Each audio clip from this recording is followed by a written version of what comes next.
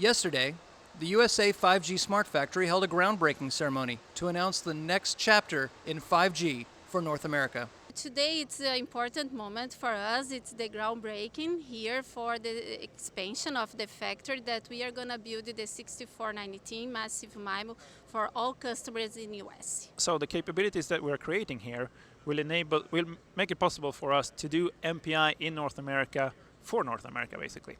So the units that are then developed in North America in our Ottawa R&D office will have the MPI done here in the Smart Factory in Dallas.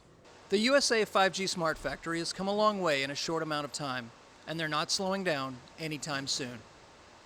We receive a lot of positive feedback on this site, both, of course, for the product that we're producing here, but also how we're doing it with the Industry 4.0 technology that we're introducing in this site.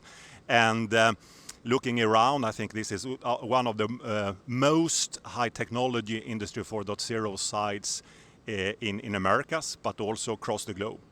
I think that it's, in my view, here to be part of the journey of the US Smart Factory since the beginning, it's amazing because we see that we are growing fast and we are going to deliver it to the market here. Well, that means for the customers that they can, of course, join here and see the development of the product live.